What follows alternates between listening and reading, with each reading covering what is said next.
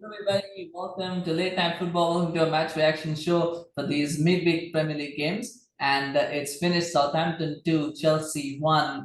Wonderful comeback from Southampton in that first half. They're going behind.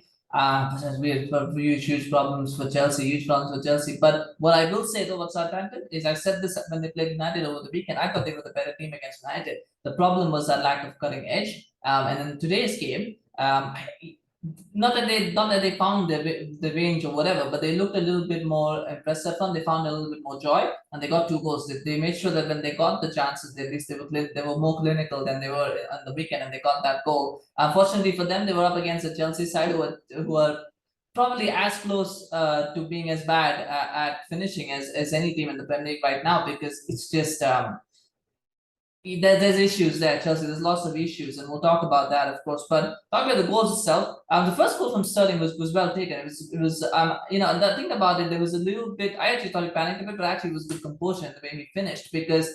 At first I thought he had actually lost the ball, but actually it was a good first touch from Sterling that actually allowed him to then take that shot. So it was good composure from him. It was good play around, all around. I think Havertz put in a good pass. Mount made sure that he got the ball to Sterling, and it was a good finish. The thing about Sterling though is he wasted so many chances in that that first 20 minutes. Well, there were quite a few opportunities where he could have slipped in someone else, maybe could have done better with the shooting.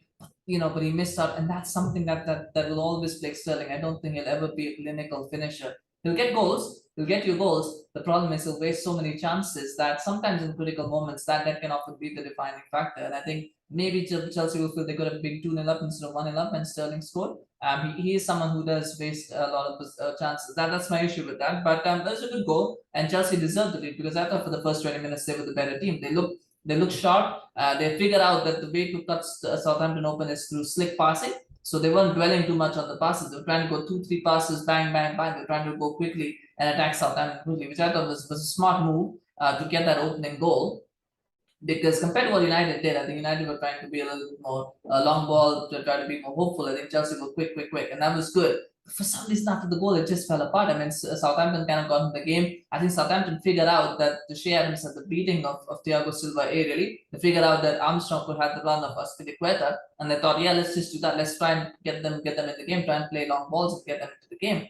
And it's for some reason Chelsea just couldn't adapt, just couldn't figure out how to stop it. And there were warning signs. But for some reason, Chelsea refused to heed them. That corner for the Southampton first goal was needless. I think Azpilicueta did well to intercept it, and then he could just have cleared it. If he had to clear it, he could have cleared it out anyway. He could have played it back to maybe not play it back to Mendy, but I think he had more time than he realized. He had enough time to clear it. Upfield, maybe on the side for the throw in. He could have done so many things, and he's inexplicably for a player of his experience. I could understand it if it was Bella Kotchap who had done that because he's young. But for Aspilicueta to do that was a little bit surprising. He let out for a corner, and then the ball comes in. It's not a good corner, but again, Aspilicueta has a chance to play it against a very bad clearance. It falls straight to Romeo Lavia, and Romeo Lavia says, "Thank you very much," and he scores that goal. The shot was really good. Mendy was bad. Mendy's save was very bad. I think and the Mendy of 2020 saves that. Mendy of 2020, 2021, he saves that. The Mendy of 2022 does not save it because he just looks so out of form and so short of confidence. I mean that's a bad save. That was a bad save. Actually, he could have done better. Not a bad save. He could have done better. It's a poor attempt, and he could have done better. But it's a goal. You can't take anything away from Lavia. It was a good shot, and he gets the opener. A good play. But Lavia played very well against United as well. I think he had a good game today as well. That trident of Lavia, Salisu, and Bella Kotchap is really good. It's probably one of the best tridents right now at the moment in the Premier League. It just looks so good. Very young, but looks very, very good at the moment. But anyway, 1-1 and Chelsea is still struggling.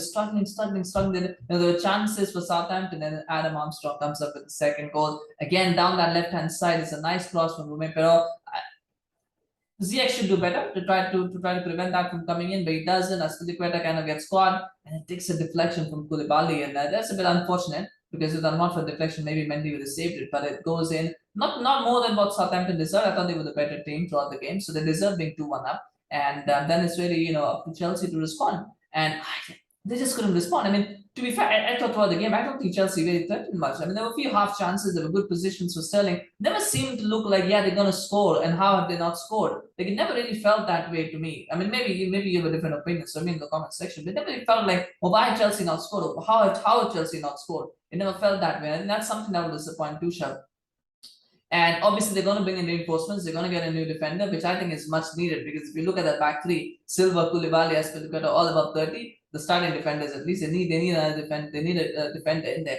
I think they need another midfielder as well because I think Kante, not having Kante or Kovacic makes a massive difference to Chelsea's team because I don't think they have any kind of player like that who can kind of shield the back four. They don't have that. They need that. I think they need another midfielder. I don't know if they're going to buy one, but they need another shielding midfielder because Kante is too injury prone. Kovacic is also a little bit injury prone, but I think if you're going to play a three, I don't think he's going to play 4-3-3 anymore. To be honest, I think he's going to go back to a back three. Tuchel. So he's going to do that, and he needs two defensive midfielders who can two screeners basically.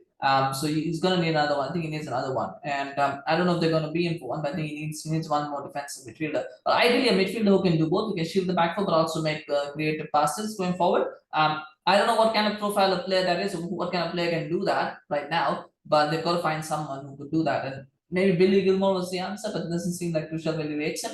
So they're going to find someone who can do that because I think they need that, and that would be a problem.